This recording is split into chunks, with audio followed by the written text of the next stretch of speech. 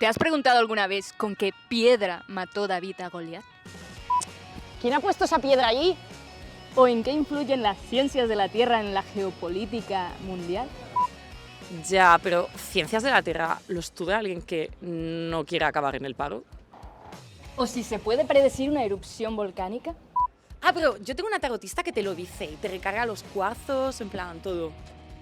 Quizá no te podemos dar todas las respuestas en este podcast, pero Menos da una piedra, un podcast de Geociencias Barcelona, CSIC.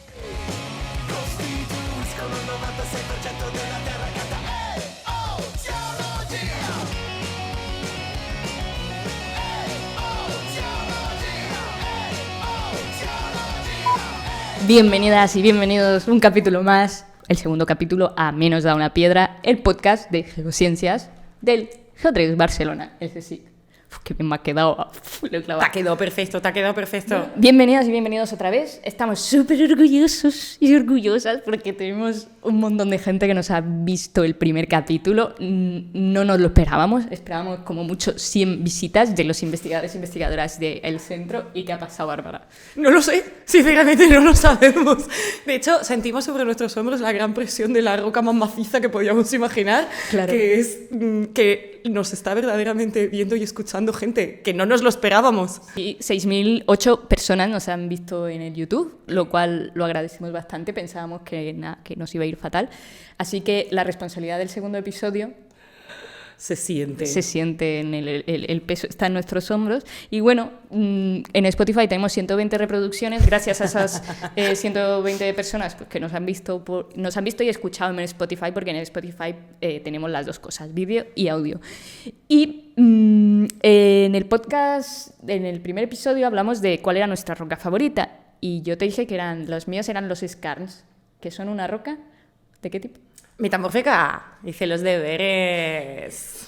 ¿Y cuál es tu roca? Bueno, ¿cuál tipo de roca prefieres tú? Bueno, quizá me acusas un poco de ser un poco básica, pero lo siento, me tengo que ir a las ígneas. O sea, me parece muy molón. Pero es que además hay rocas ígneas básicas y ácidas. Pero eso no lo sabía. Lo sabías, ¿verdad? No lo sabía. Pues ahí te ha quedado el chiste. Quizás sí que lo sabía y es todo un... No lo sabía. Y bueno, lo mismo que te he preguntado a ti, se lo he preguntado a la gente en Instagram. Y han votado un montón de personas. Olé. Que no me lo esperaba tampoco. O sea, 321 personas han votado por las rocas metamórficas, ¿vale? 236 por las sedimentarias. Y han ganado las ígneas con 479 personas, lo que representa un 46% de la población. De la población que ha votado, evidentemente. Pero oye... De la población general del mundo. Gana el partido ígneo. O sea, que la gente se siente pues muy... Volcánica, evidentemente. ¿Quién no? Vamos a hablar de una cosa súper complicada de entender, de explicar y es como capítulo 2. A profundidades intensas, ¿vale? Vamos a hablar de la magnitud del tiempo geológico. Suena muy bien. Suena muy bien, ¿no? Suena potente, no me engañabas. A tremendo rollo. No, la palabra magnitud implica algo con cierta potencia, ¿no? Sí. Bueno, esto demuestra que, una vez más, geólogos y las geociencias no se saben vender, porque no pinta tan mal. Pero explícame, en realidad, ¿en qué se basa eso? ¿Qué es? O sea, se basa en que entendamos básicamente que como medimos el tiempo en las rocas, esta roca tan, no sé, simple que tengo en mi mano puede tener, yo qué sé, 300 millones de años. Esos son muchos ceros detrás de la coma, son unos cuantos, pero ¿y si yo te dijera que en verdad eso no es nada porque la Tierra en sí, nuestro planeta en el que vivimos, tiene 4.600 millones de años, es decir, muchos ceros detrás de esa coma, bueno, detrás de ese punto, estamos hablando de una magnitud que no somos capaces un poco de gestionar en nuestra cabeza, porque nosotros contamos el tiempo pues, en segundos, minutos y pues, en años y poco más. Para explicártelo un poco te he traído unos dibujillos, que el otro día estuvimos con muchas piedras pero faltos de dibujos. Entonces, esto es una escala de tiempos geológicos, ¿vale? Que es lo que utilizamos en geología para medir básicamente la edad de la Tierra, qué ha pasado, las eras, los periodos, si habían animalillos, si no habían animalillos, ¿vale? Y nosotros, digamos, la Tierra empieza a formarse aquí hace 4.567.3 millones de años, ¿vale? Recorremos toda la espiral y nosotros nos encontramos aquí. Nos he dibujado aquí a Miña Bárbara con nuestras gafitas estilosas en el 0 millones de años, que es la actualidad. Y para que te hagas una idea, todo esto, ¿vale?, que es bastante tiempo, solo aquí, en este trocito, aparecen los primeros homínidos hace 2 millones de años. Qué barbaridad, somos verdaderamente recientes. Entonces, en comparación. Somos muy recientes. Y te traigo también otro dibujo para que esto te quede más claro, porque a lo mejor así decimos, una espiral, ¿de qué me vas a explicar a mí con esto? Pues te traigo otro dibujo, aquí detrás tengo otro dibujo. Me has engañado, eso no es un dibujo, eso es un Excel. Prefería lo otro. Vale, pues si dividiéramos el calendario que tenemos de meses, de 12 meses de nuestro año terrestre, un día sería el equivalente a 12 millones de años, ¿vale? En un día habrían pasado 12 millones de años si estamos hablando en tiempos geológicos. Los lunes se sienten así. ¿Es verdad? Vale, entonces hemos quedado que un día equivale a unos 12 millones de años. Un minuto a 8.000 años. Para que te hagas una idea así como, entre que hablamos tú y yo aquí ya habrían pasado en tiempo geológico 8.000 años, a lo tonto. Y, por ejemplo, solo en diciembre es donde empezaríamos nosotros a aparecer en esa comparativa de todo el año en tiempos geológicos. El 12 de diciembre, por ejemplo, habrían dinosaurios. Lo entienden mejor así, ¿no? El 24 de diciembre, que tenemos por aquí, pues estaríamos en el Cretácico, estarían ya a punto de extinguirse los dinosaurios. Es decir, el año como escala, como comparación de lo que es la historia de la Tierra en Exactamente. general. Si que lo nosotros ponemos llegamos así. muy al final. Exacto. Vale. Nosotros llegamos ya al 31 de diciembre, es cuando aparecemos. Cuando aparecen los primeros homínidos, por decirlo de alguna manera. Wow. Piensa que son 12 millones de años, los homínidos aparecen hace 2 millones de años, pues los últimos minutos del 31 de diciembre, básicamente. A punto de perdernos las uvas. Sí. Yo creo que ahora, en la actualidad, estamos en la uva número 12, cuando te estás atragantando con la pepita de la uva en la última campanada, ahí estamos ahora mismo. Me parece una gran metáfora sobre la humanidad actualmente, además, la verdad. Vale, lo entiendo, me parece interesante. Lo apruebo. Ok. Bárbara, aprueba esta explicación. Apruebo, vale. Pero ¿cómo hemos llegado a todo esto? De eso vamos a hablar. En plan, pues cómo hemos llegado a todo eso es pues porque se empezaron a hacer observaciones y dijeron, a ver, las montañas no pueden estar ahí y haber aparecido de la noche a la mañana. Tienen que haber pasado muchas cosas y mucho tiempo, al menos más de un día para que se forme una montaña, ¿sabes? Como mínimo. Como mínimo. Entonces yo te traigo aquí una serie de hitos históricos de cómo hemos llegado a decir 4.600 millones de años y no nos quedamos pues en decir pues la Tierra se formó en 7 días, ¿sabes? Sí, claro. Y el séptimo pues se descansó. Claro. ¿Sabes? Entonces... Claro, entiendo que vamos a hablar también mucho, al fin y al cabo, de las creencias que se han tenido sobre la edad de la Tierra. Efectivamente. Dispara. Y lo primero que te tengo que decir es que la mayoría de observaciones, digamos, para intentar dilucidar la edad de la Tierra se han hecho en rocas sedimentarias. Porque el 70% de las rocas que afloran en superficie de nuestro planeta son sedimentarias, lo cual tiene bastante lógica que se haya ido pues, a estudiar estas rocas. Pero no solo eso, sino que estas rocas tienen contenidos en fósiles, es decir,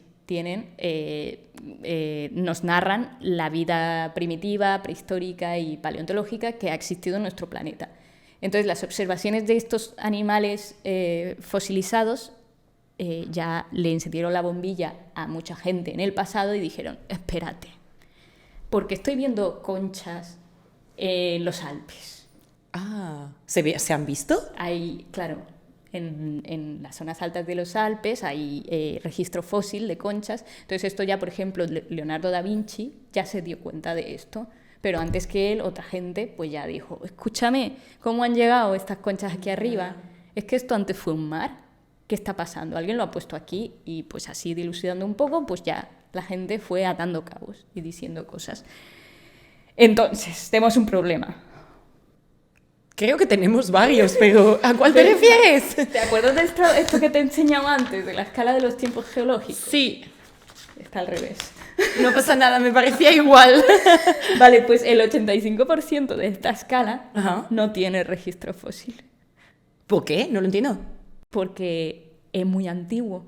O sea, es hace muchos, miles de millones de años. Entonces no existe registro físico de eso o existe muy poco. Pregunta. ¿No se puede escarbar para tenerlo? Sí, pero ten en cuenta que el ciclo geológico que estuvimos hablando la otra vez hace que las rocas se reciclen y se conviertan. Claro. Entonces, a lo mejor tienes un fósil que era de hace, yo qué sé, 1.000 millones de años, pero se ha metamorfizado, se ha reciclado, se ha destruido, ya no existe. Es normal, o sea, yo qué sé. La vida la cambian. Evidentemente. Claro. A lo mejor donde entierren mis huesos cuando me muera ya no va a existir en 10 años porque no voy a poder pagar un nicho. Claramente. Entonces, con esa... Metamórfico. Claro. Básicamente, no podemos saber a nivel fosilífero más Como del Lucía. 85% de la vida de nuestro planeta. Pero se intuye. Claro, se puede llegar a intuir, pero eso no lo sabían antes. El año menos 480, o sea, en el año 480 a.C., pues ya se hicieron un tío que se llama Genofanes de Colofón. Perdona, ¿cómo se llama? Genofanes de Colofón. Pues este señor es uno de los primeros en describir las primeras conchas en roca. O sea, el fósil. El fósil. Fósiles de conchas. ¿Y lo reconocía como algo marino? Porque entiendo que al fin y al cabo, si no tienes... o sea, fuera de contexto, si tú vas andando por los Alpes, es el año 400 y te llamas Genofadis... Genofidis, perdón, pues quizá asumes que en realidad habría quizá... pues que no son conchas, son caracoles quizá terrestres o algo así. Bueno, es que son diferentes las conchas de los caracoles terrestres con las conchas de los caracoles marinos. Entonces se pueden reconocer fácilmente que son de agua. Sí, o sea, se sabe también por comparativa. Claro. Es como tú vas a la playa, ves las conchas que hay, te comes pues las vieiras y todo eso, y luego vas y te encuentras una vieira arriba y está metida en un estrato que tiene un montón de estratos más por encima y dices, ¿cómo se ha colocado esto aquí debajo? ¿Qué ha pasado? Eso es pues lo que se planteaban en ese momento. Luego está pues el famoso Heródoto, ¿te suena, no? Ese sí. Que en el año 430 a.C., pues este señor hizo observaciones de numulites y te trae una foto de los numulites. Son estos, los numulites son estos, que son foraminíferos. Estos son como unas espirales donde en cada... ¿Ves que hay como unas camaritas allí? Sí. Pues en cada cámara vive un organismo. Bueno, un organismo se va trasladando tic, tic, tic, hasta que llega al final. Tienen cédula de habitabilidad, hemos visto, y tú también pisos en Barcelona con peor pinta. ¿Verdad? Y más grande. Y más grande, y más luz. Esos son los numulites y hace, o sea, que haga este tipo de observaciones era muy interesante porque esto ya eran fósiles que no son conchas. Claro. O sea, que son otro tipo de fósiles un poco diferentes. Claro. Tengo preguntas tontas. ¿Las puedo lanzar? Por favor. Vale. Entiendo que, claro, si no tenemos un registro geológico, que es muy lógico al fin y al cabo, de un periodo mega extenso de la Tierra, ¿cómo se sabe que ha existido ese periodo mega extenso? Se ha sabido a posteriori con el resto de estudios. Cuando ya se ha podido conocer que había que la Tierra tenía más de 10.000 años y más de 1.000 millones y llegaba a eso, pues ya se han establecido diferentes etapas y eras geológicas en las que han dicho, vale, lo hablaremos en el próximo capítulo, lo de cómo se han establecido los límites entre eras geológicas, y hablaremos un poco de la escala de los tiempos geológicos porque no nos va a dar tiempo aquí. Entonces hablaremos de cómo se ponen esos límites, de decir, precámbrico, ¡pum!, hasta aquí llega. Vale. Triásico, Cretácico, normalmente se marcan con extinciones. ¿Vale? Uy, no o me sea, lo esperaba. Sí, básicamente se marcan Claro, con es el fin de una etapa. Claro. Claro. Y tiene que ser una crisis muy importante. Ya se sabe. No olvidemos que nosotros estamos a 31 de diciembre tomándonos la uva número 12. Adelantándonos, o sea que nos viene. Nos Vale. vamos, pero mira, me voy a saltar unos cuantos para que no se haga muy largo, ¿vale? Lo aprecio. Me voy a saltar, por ejemplo, a Plinio el Viejo. Ya Pues hablaremos. ese sí lo tenía yo Ese situado. lo sí. Venga, Ese next. escribió muchas cosillas ricas de geología, pero Otro. en el 1026 ya viene la primera persona que mira las montañas y dice, ¿Esto qué? esto tiene que haber pasado mucho tiempo para que se forme este montón de tierra. Lo entiendo. Lo entiendo desde ahora, pero Lo es entiendo. una pregunta que a lo mejor ahora es como, claro, evidentemente, es muy coherente, pero es que en ese entonces... Lo daban por hecho porque también se suponía que era algo divino, Claro, milagroso. claro, pero es que además estamos hablando de que la religión influenciaba mucho y como todo, pues Dios había creado las cosas y había dicho, montaña, Aquí. mamíferos, ¿sabes? Un valle. Evidentemente. Claro. Entonces, en el 1027, Sí. Avicena, que no sé si te suena, fue un médico muy importante, y Ben Sina... Sí. ¿Te suena? Me ¿Verdad? suena, Coleguita. nuestra amigacho. Pues Avicena, que era médico, pero no se cortaba un pelo porque le encantaba darle a todo, pues dijo que para él, en su libro de la medicina, un libro de la medicina que escribió, dijo, las montañas tienen que haberse formado por un proceso extremadamente largo y lento. Entonces ahí ya él pensaba geológicamente, porque estamos hablando de que los procesos, o sea, para que se forme una montaña tienen que pasar millones de años. Claro. Y ya lo hablaremos en otro episodio también. Y esto fue uno de los primeros pues, pensamientos a nivel geológico de un tío en el siglo XI, Avicena. A ver si cenó. Lo veo interesante porque al fin y al cabo también es, o sea, el no dar las cosas por sentado, ¿no? Y el nacimiento al fin y al cabo de un pensamiento científico, ¿no? Y no ya del método, sino de pensamiento científico. Es interesante ver cómo surgen en las geociencias, al fin y al cabo. Es que las geociencias, ya lo veremos, que surgen a partir de pensar en cuántos años tenía la Tierra. Ah, ¿podemos datar O sea, eso? antes de que se empezaran a preguntar cuántos años tenía la Tierra, no existía la geología, por ejemplo, sino que es a partir más o menos del siglo XVII cuando empiezan a proliferar los pensamientos más geológicos, después de que en el 1650 el arzobispo James Asher, un tío importante en este método, recogió todo lo que había en la Biblia, las familias de la Biblia, en plan hizo el árbol genealógico, no sé cuánto, entonces fue contando en familias y calculó que según las familias que salían en la Biblia, Moisés y yo qué sé... La edad que tenía la Tierra en base a la gente, al censo bíblico. Exactamente. Entonces él dijo que la Tierra había nacido el 22 de octubre del año 4004 a.C. Esos son, hasta esa fecha, 6.000 años. Muy interesante. Y básicamente, ese mismo año, el 10 de noviembre, Dios expulsó a Adán y Eva del paraíso. Muy Guau, concreto. muy concreto. Muy concreto. Así que, bueno, para que veas. Y a partir de ahí, de ese momento, del siglo XVII, es cuando este señor da esta fecha y empieza a proliferar entre los académicos que había en ese momento, que ya había pensadores y científicos y naturalistas que dijeron, no, Esto no el cuadra. año no nos cuadra, además no podemos tener solo en cuenta estas movidas. ¿Cómo han llegado esas conchas allá arriba? Claro. Eso es muy ¿Quién las ha preocupante, llevado? eso es ¿Quién muy las ha preocupante. llevado? ¿Se las llevaron a Adán y Eva cuando salieron del jardín del Edén? Me gustaría mucho saber cómo decidió que el 10 de noviembre era el día que a Adán y Eva se les acabó el contrato. Hasta ahí ya no leí, dije, no, ya No está, más. No más. No tenía sentido, porque total, investigar por qué los echan por culpa de una mujer no Pues sin duda. evidentemente no, Pero, no es mi jurisdicción. Y bueno, y aquí es donde la cosa se pone turbia. Más. Sí. ¿Qué ha pasado? Pues que te he dicho que ya se ponen los investigadores ahí a tope. Sí.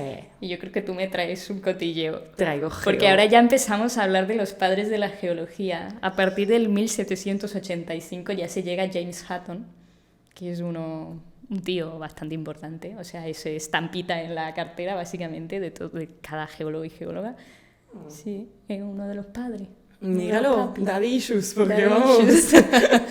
Sí, pero no, yo te traigo geosalseos. Claro, porque yo digo que este señor defendía que la Tierra no tenía 6.000 años. Me hace mucha gracia toda esta historia porque demuestra que la Tierra tiene, en plan, más drama que cualquier telenovela humana. Que Hombre, 4.600 millones de años ya me dirás tú, claro, para el drama que da. Por eso, en plan, claro, teníamos en el año 1700, finales del siglo XVIII en realidad, tenemos a la Iglesia, por un lado, diciendo, la Tierra tiene 6.000 años, y como lo dice la Iglesia, lo que dice la Iglesia, va a misa. Gracias. Eso lo decía, pero las investigaciones pues se empezaban a ver en plan pues fósiles, capas de roca, ¿no? Cosas que no cuadraban.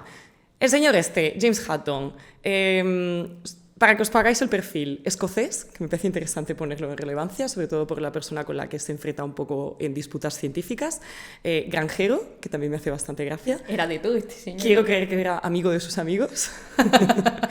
Filósofo natural y sobre todo me da la sensación que más terco que una mula. Y dijo, no me cuadra, en plan, la Tierra no tiene ni principio ni final, no, al menos no así, y todo lo que vemos, según él, era un ciclo continuo de destrucción y regeneración. Es que tengo que volver a cantarlo. ¿Qué vas a cantar el qué? Es el ciclo sin fin. Copyright. Bueno, pero tiene sentido, ¿no? Al fin y al cabo, él estaba viendo que había procesos geológicos que él veía que no eran inmediatos y que duraban millones de años. Y básicamente, por lo que he visto, inventó el uniformismo. Me hace mucha gracia. ¿Uniformismo? Yo lo tengo apuntado ¿Llevar uniforme? Como llevar uniforme. Cuando Hutton suelta esto... Louis Vuitton. Idiomas.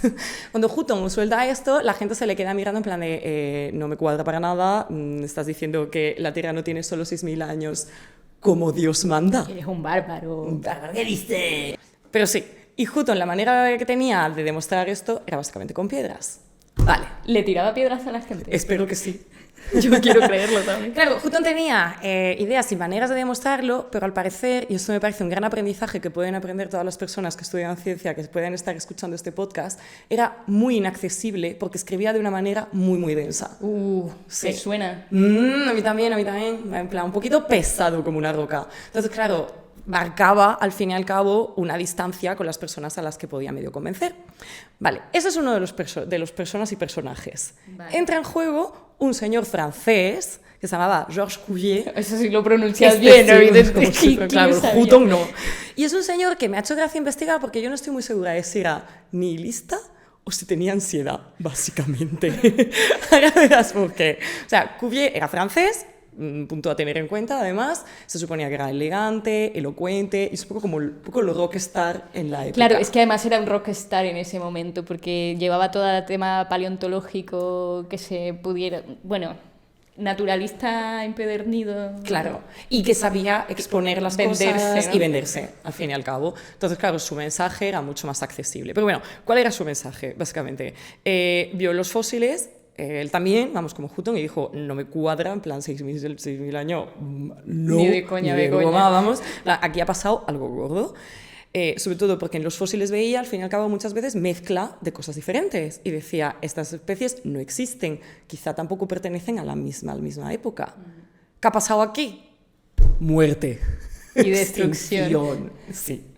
Entonces, claro, Cuvier defendía el catastrofismo, al fin y al cabo, ¿no? La idea de que la Tierra ha sido moldeada por elementos, o sea, procesos, voy a decir procesos geológicos, pero eventos, más bien, eventos geológicos muy bestias que han marcado a veces un principio y un final, ¿no? Como que reiniciaban... Y en plan, por ejemplo, que no sé si es verdad, pero me ha parecido entender que estos procesos podían ser terremotos, pero también cosas como diluvios. Como cataclismo, ¿no? Lo que se entendía en esa época. Sí.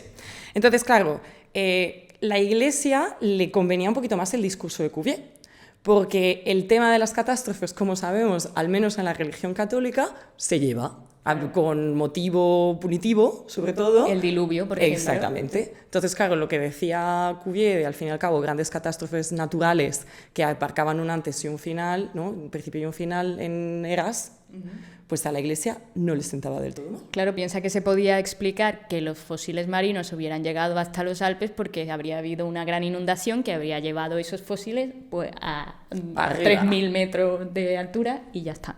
Al cielo con ellos. Entonces, bueno, para resumir cuentas, eran dos opiniones muy diferentes, maneras de presentar la ciencia de manera muy diferente y al fin y al cabo, bueno, ¿quién crees que tenía razón?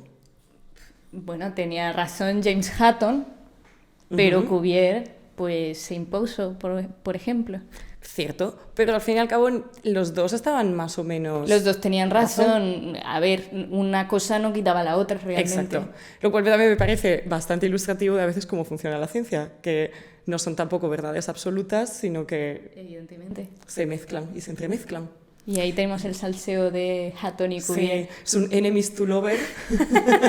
Bueno, al fin y al Enemies cabo... to lover después, ya. Sí. Guay. ¿Te ha gustado? Me ha gustado. Venga. No lo tenía yo ahí muy estudiado el cotilleo. Yo solo sabía que se habían peleado. Pues sí. Pero claro, una pelea científica. Es como Que se llevaba mucho, en esa época se llevaba mucho. Y yo ahora lo que te quería decir era que hasta ese momento, hasta Hutton y Cuvier y todo eso, se exploró un poco el tema de las edades de la Tierra, pues a partir de ahí, de ese 1785, pues empiezan a llegar mucha gente diciendo la Tierra tiene esta edad, no sé qué, se hacen comparativas con fósiles, lo que decía Cuvier de encuentro este fósil aquí y este fósil aquí pertenecen al mismo estrato, ¿no? Hubo mucha más gente que luego pues se percató de otras cosas, pero básicamente era una geología comparativa. Si tú encontrabas pues, un fósil de vaca, por ejemplo, aquí, y la misma vaca exactamente estaba aquí, pero por debajo no, quería decir, pues quizá que aquí no había vaca, aquí sí, eso era la misma época porque habitaron en un mismo lugar y por encima si se había ido la vaca y ya no había registro de esa vaca, se había extinguido, por ejemplo, ¿vale? Entonces empezó a hacer ese tipo de comparativa y se empezaron a establecer edades por comparativa de registro fósil. Pero a partir del 1896 la cosa cambia, porque se empieza a decir, vale, pero podemos saber químicamente, en plan, podemos calcular un año, o sea, queremos cifras, matemáticas, ¿vale? Porque tiene que ser todo así, no puede ser... Ya. Más o menos, ¡Qué obsesión la ciencia con las matemáticas que lo prueben todo! Entonces, a partir de 1896, que el señor Becquerel, el de la radiactividad... ¿Vuelve a decir el apellido? Radioactivo número 1. El radioactivo número 1 pues empieza con esto de la radioactividad, lo que pasa es que luego son Marie Curie y Pierre Curie quienes le ponen nombre, ¿no? Un poco más adelante. Y en 1907 un señor llamado Bertrand Borthwood data 43 minerales con una cosa que no sabía ni que existía, con los isótopos. Y si no sabía cómo existía, ¿cómo los emplea? Hizo una movida geoquímica. Sí, cuela. Sí. No sabía que existía el decaimiento isotópico, pero lo utilizó. Más adelante, como unos 5 años después, fue cuando se descubrió la isotopía en sí. ¿Qué es la isotopía? Y tú me lo preguntas. ¿Qué son los isótopos y por qué? Y tú me lo preguntas. Dices mientras clavas tu isótopo en mi pupila azul. Trae un dibujo. ¿Te ha gustado, no? Me gusta lo de los dibujos, vale. Esto es un átomo. ¡Oh, qué bonito! ¿Vale? Esto es un átomo y este es el núcleo. ¿Vale? Tenemos un átomo con su núcleo y con sus electrones. Entonces, los isótopos son una serie de átomos que en su núcleo tienen diferente número de protones y de neutrones, más bien, me parece. Creo recordarlo, porque es que tengo más dibujos. Espérate. Noah hoy ha visto una impresora y ha dicho ¡por toda! Básicamente, los isótopos tienen un mismo número atómico, es decir, este sería el número atómico del hidrógeno, ¿vale? Que es 1, porque es el primer elemento de la tabla periódica, pero su número másico varía, es decir, los neutrones que hay en ese núcleo varían. ¿Ves? Aquí el rojito es un neutrón, este de aquí. Entonces, el deuterio, que es el isótopo 2 de hidrógeno, tiene solo un neutrón y el tritio 2 neutrones. Entonces es simplemente para que entendamos así un poquito a grosso modo, ¿vale? Que los isótopos es el mismo elemento pero con diferente número de neutrones en el núcleo. Entiendo. ¿Entiendes? No. No, vale, lo entiendo. Vale, lo entiendo. pero a lo que vamos. ¿Qué pasa? Los isótopos, ¿por qué son importantes en geología para dar dataciones? Lo que pasa es que, mira, ¿ves estos dibujitos de aquí? Sí. este es un isótopo padre y este es un isótopo hijo. Normalmente en geología se datan unos mineralillos muy pequeñitos, que son los que dan más millones de años, que son los zircones, que es el ZrSiO4, ¿vale? Muy pequeñitos. Normalmente en geología se coge el uranio 238, que es un isótopo hijo, que durante el tiempo geológico se va transformando o decayendo en otro elemento que es el plomo 206. ¿Vale? Entonces, para que te hagas una idea, si hiciéramos un cálculo muy fácil... Me ha engañado. Si hiciéramos un cálculo muy fácil en el que al principio, por ejemplo, en el año 0, tenemos de uranio 238 10 gramos, ¿vale? En el año 0 tendremos de plomo 0 gramos, porque estamos en el año 0. Si pasan los millones de años, imagínate que pasan 100 millones de años, y cada 100 millones de años se consume 1 gramo. Es como una tabla de 3, ¿vale? Entonces, si al final de este periodo cogemos un mineral y decimos, este mineral tiene 6 gramos de plomo y 4 de uranio, ¿qué ha pasado? ¿Cuál es la diferencia? Entonces, calculando esto y sabiendo que el tiempo de desintegración es de 1 gramo cada 100, puedes datar puedes saber qué ha pasado, qué ha pasado para que ese uranio se transforme en ese plomo. Claro. Entonces, básicamente, la isotopía hace esta diferencia. Por ejemplo, con esta regla de 3 tan fácil, daría que para que esos 4 gramos de uranio, esos 4 gramos de uranio se hayan convertido en 6 gramos de plomo, tienen que haber pasado 600 millones de años. Y así es como se calcula la geocronología. ¿Te ha quedado claro lo que es un isótopo? No. Vale, ya me lo temía. Así que he cogido la cámara y me he ido por el instituto a preguntarle a alguien que supiera de isótopos, alguien que trabaje en el tema. Y bueno, y ha salido esto que vas a ver. ¿Un isotopólogo? ¿Un isotopólogo? No, no exactamente, pero gente que trabaja con geocronología. Vale, me interesa. Vamos a verlo. Bienvenido a nuestro podcast, David, eres nuestro primer entrevistado en Hola, este gracias. podcast de Menos da una piedra, y te hemos traído para hablar de geocronología e isótopos, que es algo bastante difícil, así que qué menos que un investigador que se ha dedicado y se dedica a ello, pues que nos hable un poquito. Y lo primero que quiero que me contestes es a qué te dedicas, a qué dedicas tu investigación.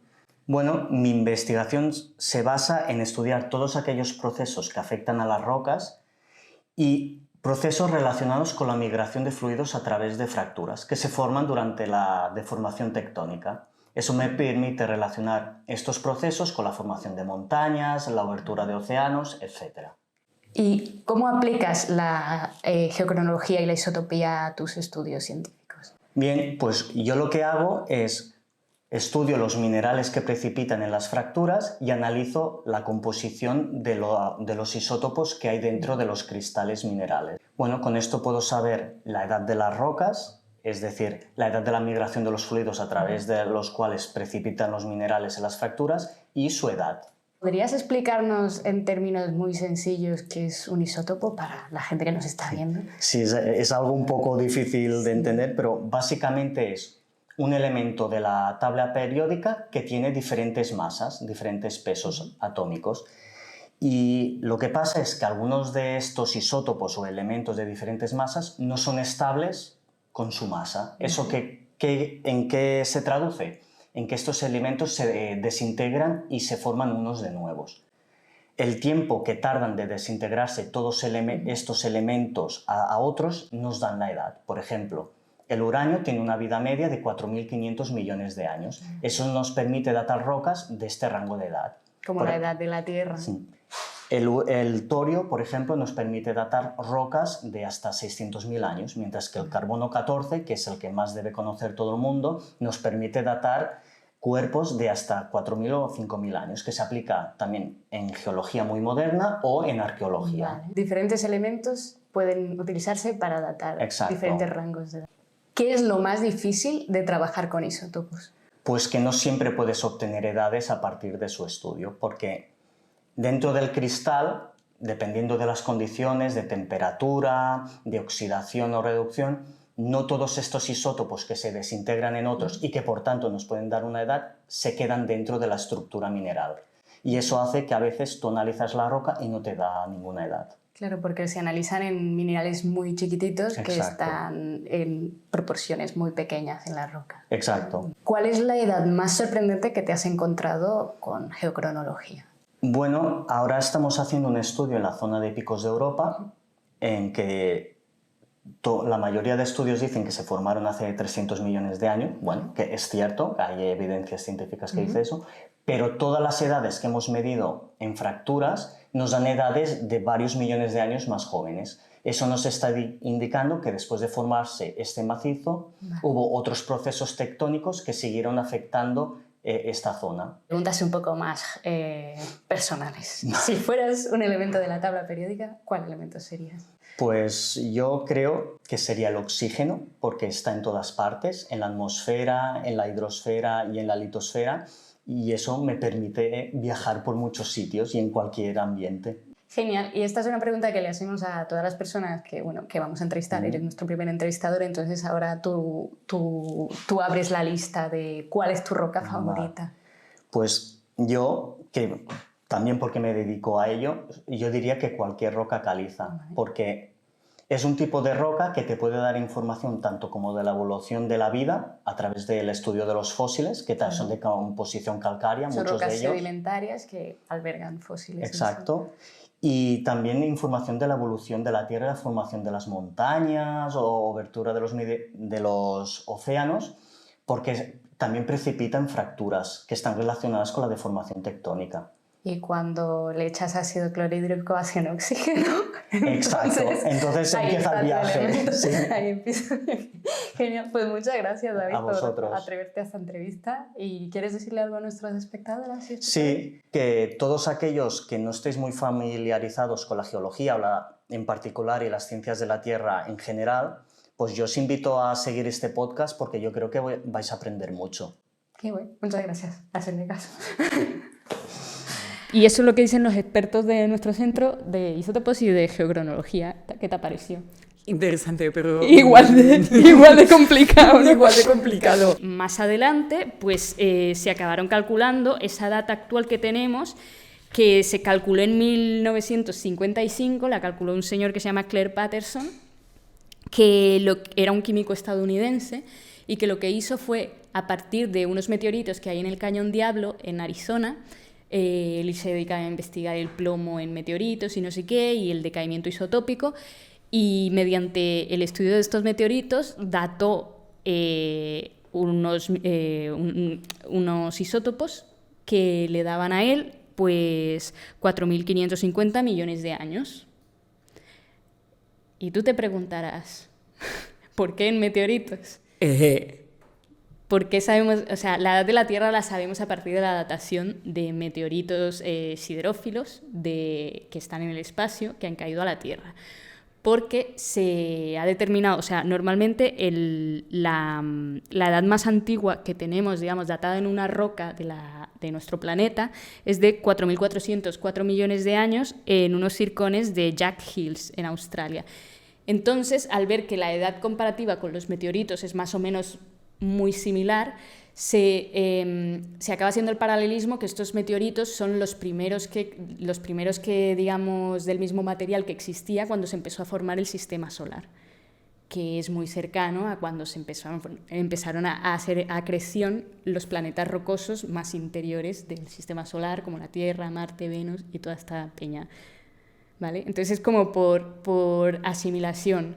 Realmente esa edad que tenemos actualmente, la edad actual oficial es de 2010, que son 4.543 millones de años, y esa edad es la edad en la que empiezan a acrecionarse las rocas, que empiezan a juntarse para formar el sistema solar. El sistema solar, los planetas como la Tierra.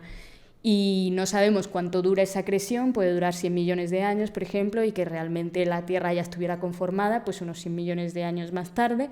Y se ha hecho por comparativas, también se han datado rocas de la Luna, que la Luna pues se formó a partir del choque de un asteroide contra la Tierra, entonces se puede datar de cuándo viene eso.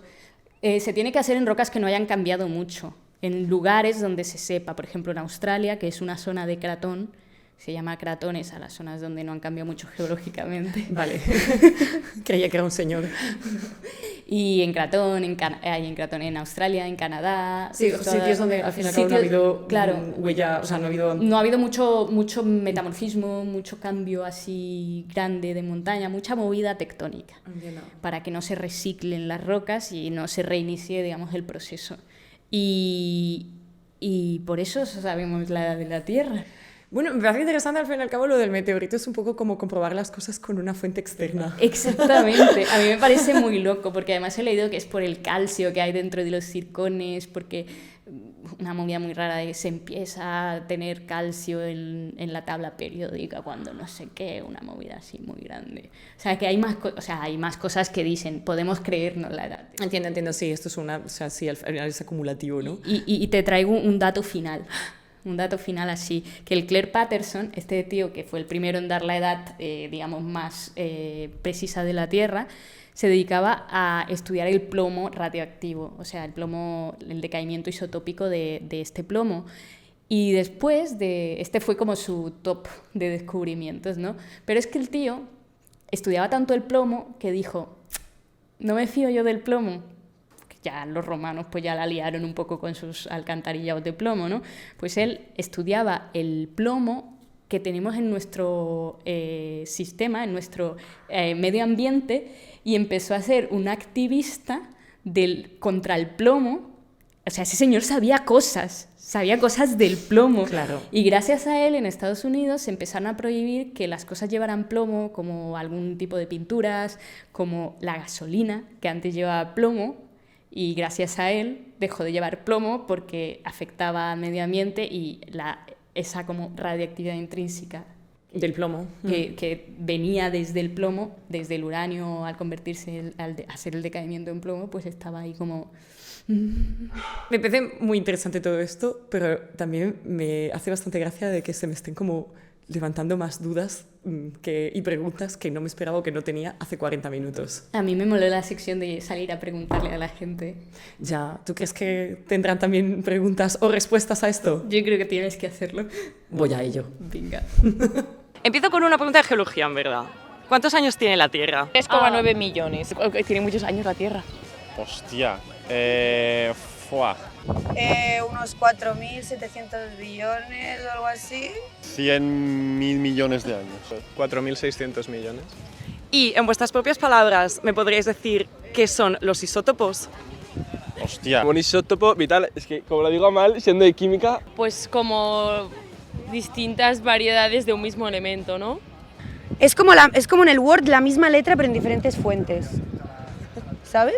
Como Arial, New Times, no sé qué. Pues esos son los diferentes isótopos, como diferentes tipos pero de la misma letra. Es el mismo elemento pero con otro peso molecular porque tiene más de algo que no solo queda. Sí, con diferente número atómico. Átomos iguales con el mismo número de protones, pero con distinto número de neutrones, que entonces tienen distinta masa. ¿Y qué elemento de la tabla periódica serías? Yo el flúor. Soy un poco negativo. Carbono, que está en todos lados. ¿Y la plata? No, en plan, porque no destacó, pero estoy allá. El uranio, ¿no? El de Chernóbil es el uranio, pues el uranio, sí, por la radioactividad, por las emisiones constantes, por la inestabilidad. El oro. El xenón, claramente, porque tiene un nombre muy guapo como mi nombre que también es la hostia. ¿Cómo te llamas? Nicolás. Bueno, está claro que la gente de la calle siempre nos sorprende con sus respuestas. Así que ahora vamos a dar paso a Lara, que nos trae las noticias de este episodio. Hello, ¡Qué guay! ¿Qué te han parecido los isótopos? Una volada de cabeza, la verdad. O sea, he aprendido un montón con estas cosas. Mi parte favorita también ha sido la de los meteoritos. ¿Verdad? Sí. Está chula esa. La verdad que sí. Comprensible, pero chula. Sí, muy guay. ¿Y qué nos traes hoy? El otro día un compañero de aquí del instituto nos pasó una noticia que no sé si quizá la gente que seguís temas geología, ciencias de la Tierra y demás ya habéis escuchado, y es que la Universidad Libre de Ámsterdam ha anunciado el cierre de su departamento de ciencias de la Tierra. Entonces, bueno, se ha cargado 37 puestos de trabajo de profesores y profesoras de esta universidad. Que las causas por las que han hecho se han cargado estos 37 puestos de trabajo y han hecho este cierre son un poco variadas. La primera de ellas es que han hecho recortes presupuestarios a nivel estatal, digamos, que entonces se puede ver un poco más a un tema ideológico del gobierno que hay ahora en Países Bajos. Y luego, por otro lado, también ha sido, que creo que esto está afectando a nivel general a todas las universidades, a todas las facultades de Ciencias de la Tierra, que es un poco la bajada preocupante de número de estudiantes en Geología, en Ciencias de la Tierra. Esperemos que cambie con este podcast. Sí, sí. La parte buena de todo esto es que las 130 personas que están matriculadas en esta universidad en Ciencias de la Tierra podrán acabar sus estudios gracias a un acuerdo con la Universidad de Utrecht. Claro, es que ha sido como muy en medio de curso, ¿no? Básicamente. Sí. Joder. Pues no sé qué hacemos, les deseamos suerte. Es poco triste porque puede ser el inicio de una debacle o una extinción masiva, pero bueno, esperemos que no. Sí. Además, yo creo que realmente sí que se sigue necesitando este tipo de estudios porque al final tenemos muchos temas geológicos que tratar. Aquí los estamos tratando. Sí. Entonces, cambiando un poco de tercio, ahora saca tu calendario, que no lo hemos traído, de hecho, el del instituto. Pero si todo va bien, tenemos programado sacar el podcast el día 24 de abril, que es jueves. Entonces, ese día, si cuento bien, hace 2 días. Hace 2 días fue el Día de la Tierra. Uy, exacto. Nuestro día, bueno, el de la Tierra, básicamente. Sí. El de la Tierra que cumple 4.006, no sé, 1 millón arriba, 1 millón abajo. ¿Qué más da? Bueno, pues el día 22 de abril, martes de este año, ha sido el Día de la Tierra. El Día Internacional de la Madre Tierra, según dice las Naciones Unidas. Vale. Sí, y es una fecha proclamada por las Naciones Unidas para recordarnos que solo tenemos un planeta por si a veces se nos olvida, sí, y que pues realmente tenemos recursos limitados y que claramente hay una crisis planetaria. Y que hay que recordar que realmente habitamos pues en ese último minuto del 31 de diciembre, sí, de casi ya tocando las campanadas para pasar a un nuevo año, y que si pasamos a un nuevo año y si no existimos, pues la Tierra va a pasar a otro año sin nosotros. Exacto. Sí, que a la Tierra le damos un poco igual realmente. Sí, totalmente. Ha tenido muchos bichillos correteando por sus lares. Sí.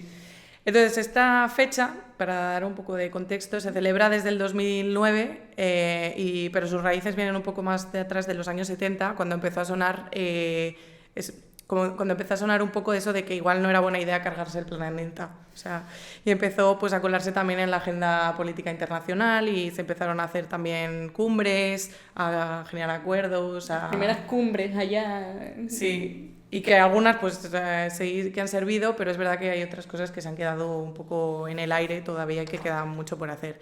Entonces, como la Tierra está en el centro de todo lo que hemos estudiado en Geociencias, quiero aprovechar para hablaros de un artículo científico publicado hace 2 años, 2024, en la revista Nature, que es una de las revistas más importantes a nivel científico y que pues, tiene mucha relevancia.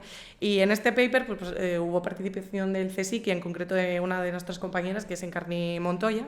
Entonces, en este contexto, si hablamos de crisis ambiental y demás, hay un lugar que lleva tiempo lanzando señales de alarma, que es la Amazonía, que es realmente uno de los pulmones del planeta.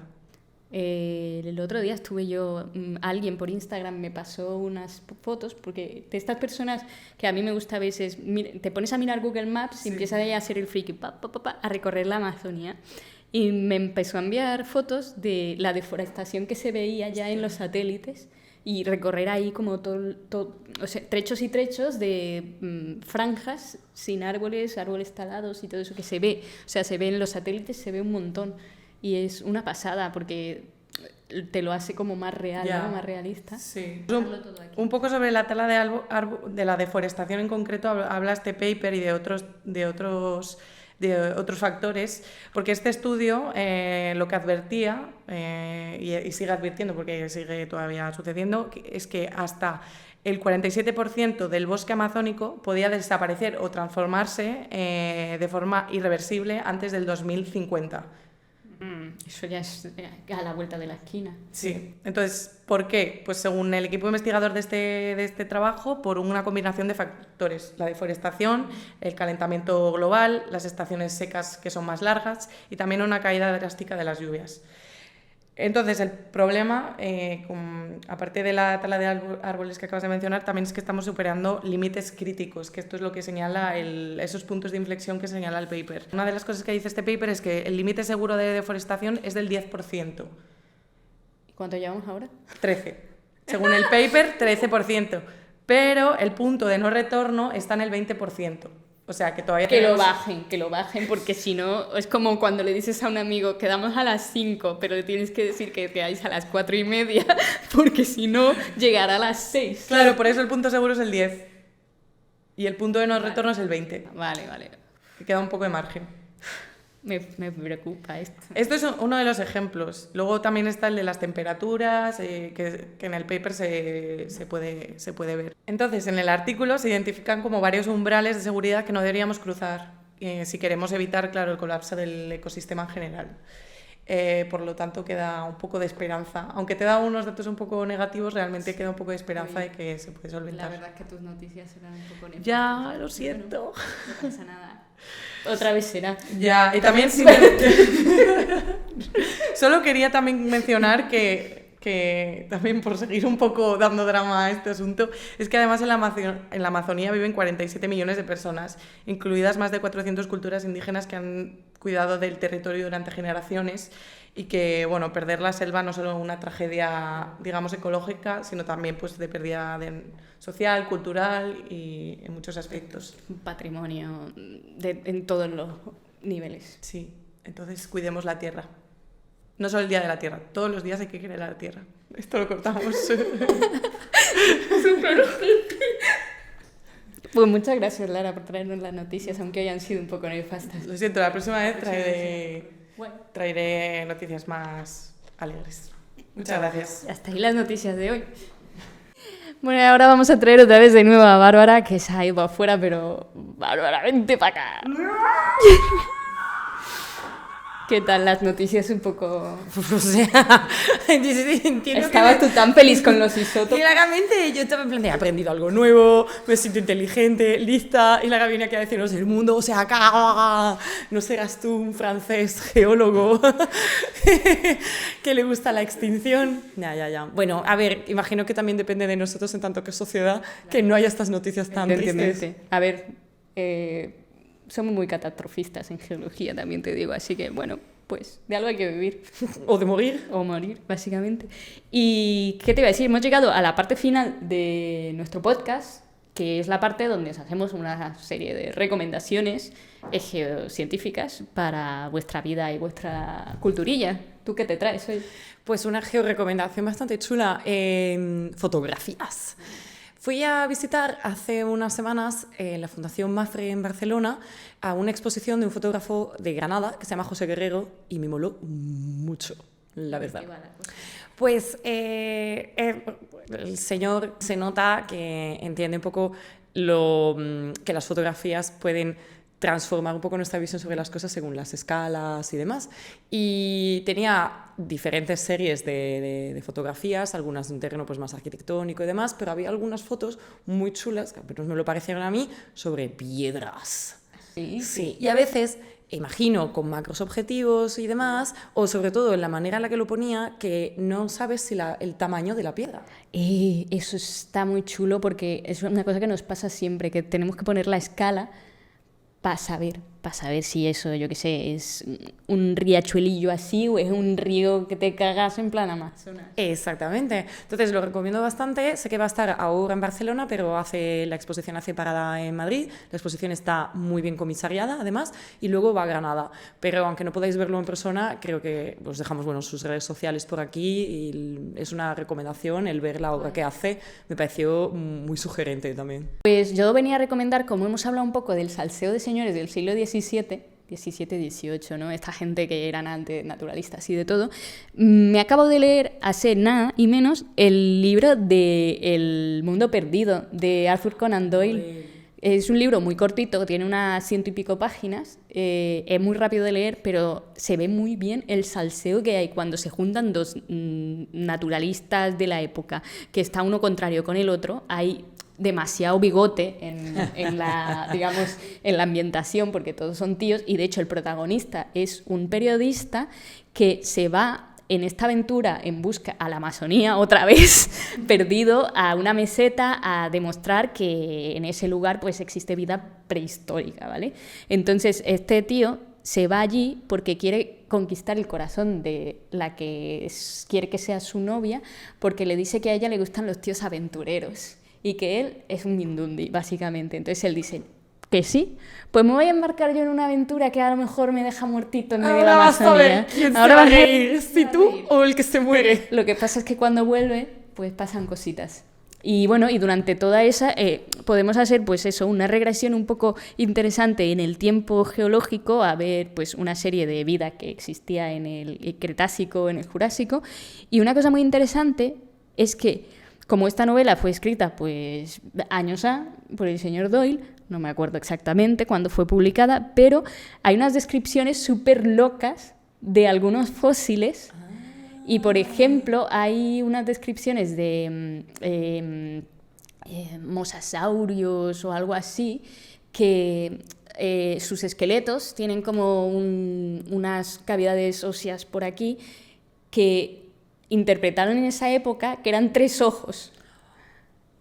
En vez de, ¿sabes? No sé si tienes en mente los cráneos de mamut o de elefante, que parecen cíclopes. En su época se interpretaban como cíclopes, porque tienen toda la cavidad ocular junta en la calavera. Claro, entonces antiguamente dijeron, estos son cíclopes. Un ojo. Pero eran elefantidos o algo así. Pues esto pasaba y se ve en El mundo perdido como descripciones súper locas, nombres que no existen, o que ya dejaron de existir porque qué movida es esta. Y bueno, hay también mucho racistillo, porque evidentemente la época y Conan Doyle, que de por sí... sí. El tío, y bueno... Elemental, mi querida Sedimentary, my dear Watson. Me ha gustado. Y hasta aquí el capítulo de hoy. Hasta aquí.